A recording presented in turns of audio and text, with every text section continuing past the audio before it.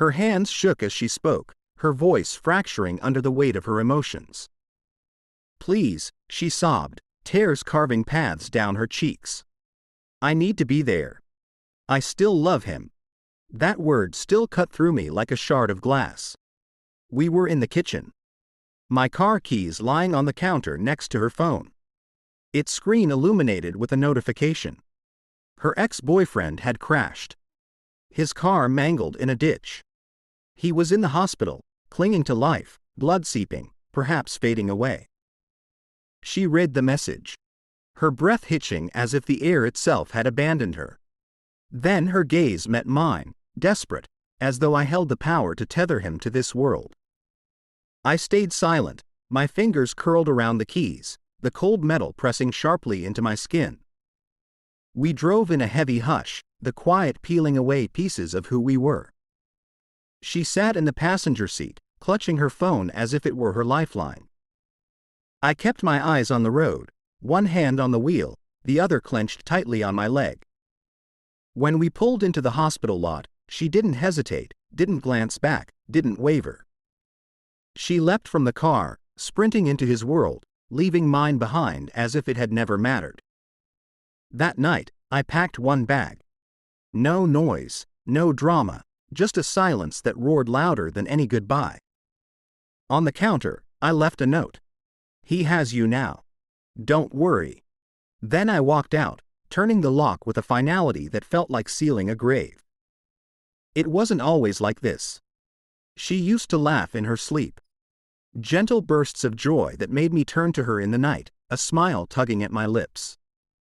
Her kisses once carried the weight of vows as if I were her beginning and her end. She spoke all the right words and I believed everyone, savoring them like truth.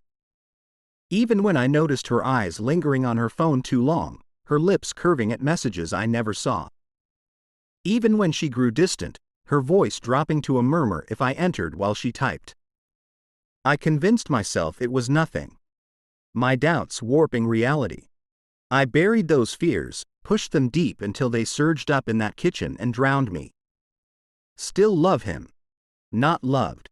Still love him. Still as in this moment. As in forever. As in she never released him. I didn't yell or swear, though she might have braced for it. I'm not the man she assumed. My edges are sharper, my heart colder. So, I started to uncover the truth. Not for rumors, but for clarity. Her phone was simple. She never changed the passcode for years. And she trusted me with that even as she fractured everything else. The messages were few but damning enough to map the contours of her deceit. She told him she longed for him, that she dreamed of their history. She admitted she still wore his old sweatshirt when I wasn't there. And him, he said he loved her, too, that he'd never stopped. The worst part, he didn't even know she was married. To him, I was just a fleeting presence in her life. For years. A ring on her finger, and I was merely a bystander. I didn't confront her. I played my role steady, ordinary. We shared morning coffee, ate dinners together. Her laughter now hollow like a ghost of something long gone. But I was moving, planning. Step 1, I met a lawyer. Quietly, I handed over a dossier. Every message printed, dated, meticulous. He nodded. Approving.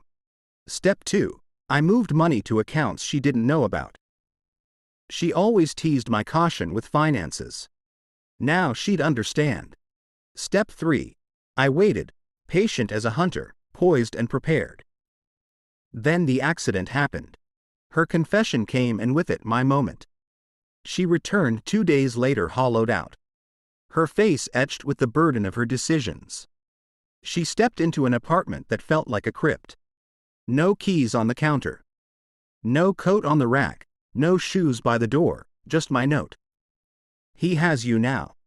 Then the messages poured in. 167, maybe more. Please. It wasn't what you think. I was confused. I love you. We can mend this. Each one more frantic. I didn't reply. I didn't need to. Revenge isn't loud or chaotic. It's the absence of noise. The crushing weight of your own lies in an empty space. It's knowing someone saw you, truly saw you, and chose to leave without looking back. 2 weeks later, she slipped. She called my mother. My mom knew it all. When she asked where I was, Mom's voice was frost. You can't find him. Click. The divorce papers arrived the next day. Presigned, unassailable. A masterpiece of legal craft. She didn't resist, didn't write, didn't speak, just silence finally. And him, her ex, he lived. But here's the sting. He didn't want her. He had another, a fiancé who stayed by his side while my wife hovered in the corridor. Gripping her regrets. She threw away everything for a ghost. And that ghost had already built a new life without her. Now she's alone, surrounded by the ruins of her choices unclaimed. Her messages have faded. No more, please. Just a single repeated phrase. I messed up. Each time I see it, I smile. She didn't mess up. She chose. And so did I. I didn't just leave. I erased her deliberately, silently, entirely, as if she never existed. Betrayal doesn't need a shout to find justice. Sometimes justice is the silence, and silence endures forever.